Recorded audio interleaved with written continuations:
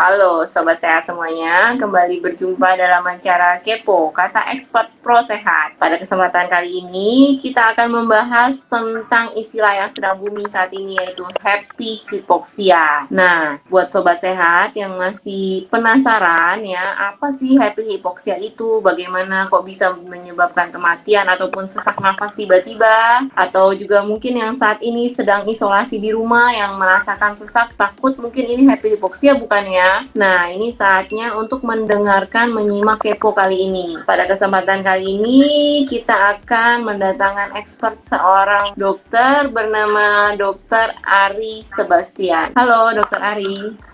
Halo Dr. Rosa, halo semuanya. Terima kasih atas kesempatannya. Iya, jadi hari ini yang akan kita diskusikan adalah happy hypoxia. Seperti yang Dr. Rosa tadi katakan, bahwa ini kan term baru ya. Masih ceritanya lagi booming-boomingnya. Mungkin kalian semua juga dengar di berita, oh sekarang ini zamannya COVID, ada happy hypoxia gitu kan. Ya, sekarang kita bahas apa itu happy hypoxia. Jadi hypoxia itu definisinya adalah ketika tubuh kekurangan oksigen. Jadi biasanya kalau mungkin yang pernah masuk rumah sakit, kalau melihat saturasi oksigen itu yang biasa dimonitor, terlihat tuh 95%, 96, 97 gitu kan. Biasanya orang normal itu di atas 95. Dan kalau yang orang benar-benar sehat biasanya 98, 99 sampai 100% biasanya.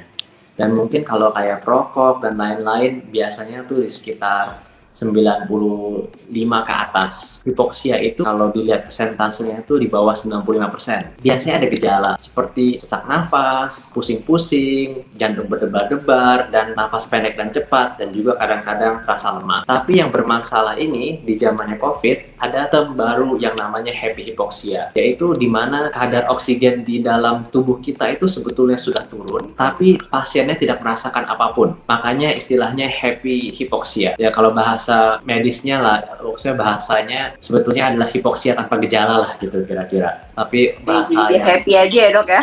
Jadi seolah-olah ini disebut happy karena orangnya itu betul-betul tidak ada gejala. Jadi orangnya itu masih bisa ketawa-ketawa, beraktivitas, telepon, bercanda, betul-betul tanpa gejala. Cuman masalahnya ini berbahaya karena pada suatu saat kalau tubuh kita benar-benar kurang oksigen, pasiennya betul bisa tiba-tiba kolaps atau tiba-tiba pingsan, bahkan bisa meninggal. Alasannya itu ada beberapa teori yang mendiskusikan dari jurnal-jurnal itu kenapa bisa happy hypoxia. Salah satu teorinya itu adalah karena rusak parunya itu pelan-pelan. Jadi seolah-olah seperti kalau namanya orang anemia atau perokok berat itu mereka terbiasa dengan kadar oksigen yang rendah. Jadi karena turunnya pelan-pelan mereka akan tidak terlalu merasakannya dan mereka akan tiba-tiba saja misalnya ketika betul-betul drop atau mungkin penyakitnya bertambah parah dan mereka akan langsung tiba-tiba kolaps. Itu salah satu teorinya. Dan salah satu teori yang kedua ini adalah kerusakan saraf yang menghantar sinyal sesak. Karena COVID ini kan merusak multifunction ya, multisystem disorder. Jadi kalau yang kita dengar di berita itu atau di secara medis, COVID itu bisa mengefek saraf, otak, jantung, seluruh tubuh. Jadi salah satu teorinya itu dia menyerang sarafnya yang menghantar sesaknya kita ke otak. Oleh karena itu pasiennya tidak bisa merasakannya. Jadi makanya itulah terminologinya happy hypoxia karena pasien tidak merasakan dan tiba-tiba kolaps. Makanya kalau kita pernah lihat di berita pasiennya mungkin yang pernah dengar lagi enak-enak bersepeda atau lagi jalan-jalan, lagi jogging tiba-tiba kolaps dan ternyata ada COVID juga. Jadi ini benar-benar tanpa gejala ya dok ya? Nggak ada sesak sama sekali berarti ya dok ya? Sebetulnya mungkin tidak 100% tanpa gejala. Jadi contohnya itu batuk yang tidak berhenti-berhenti karena pasti istilahnya karena oh ini batuk biasa dan mungkin ada gejala-gejala kecil yang mereka tidak notice gitu.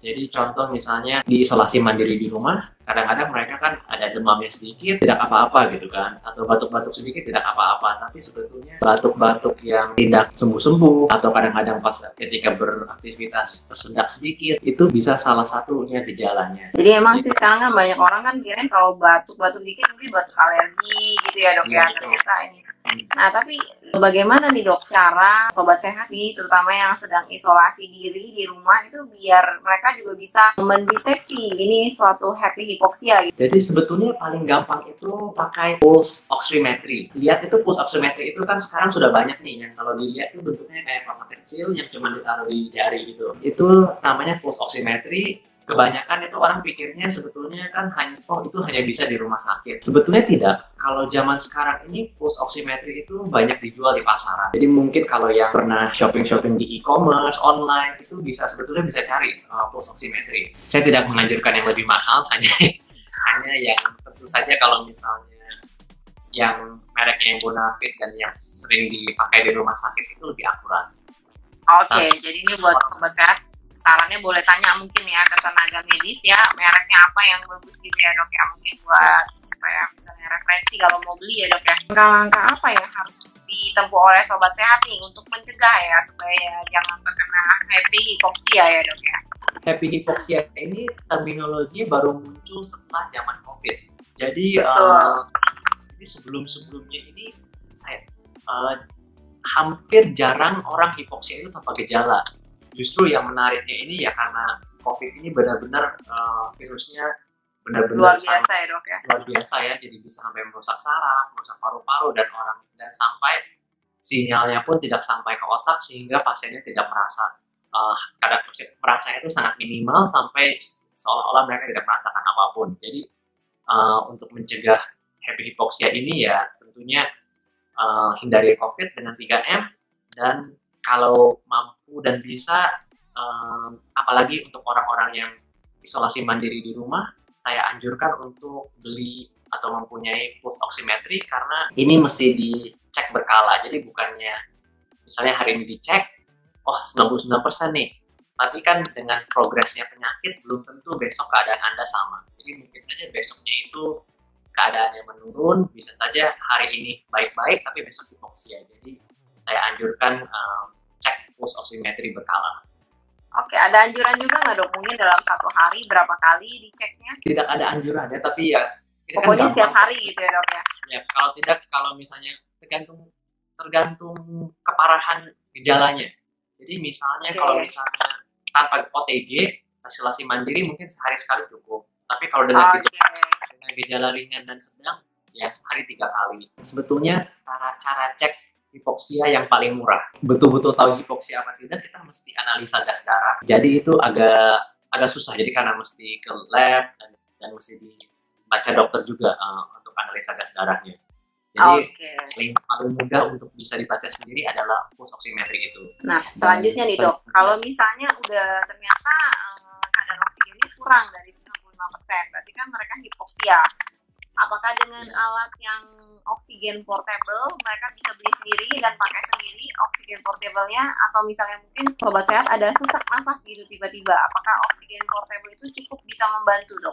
Oksigen portable itu hanya sementara ya, cara kerjanya. Jadi contoh misalnya 10 liter oksigen itu bisa hanya untuk 150 kali bernafas estimasinya. Jadi kalau oksigen portable-nya kalau kawan-kawan belinya yang hanya botol-botol kecil yang biasa dijual yang segini-gini, itu paling isinya kan 500 ml sampai 1 liter. Yaitu paling hanya bisa dipakai untuk 10 sampai 15 kali tarik napas saja. Jadi sebetulnya sangat kurang sekali ya dok ya dalam satu hari ya bernafas.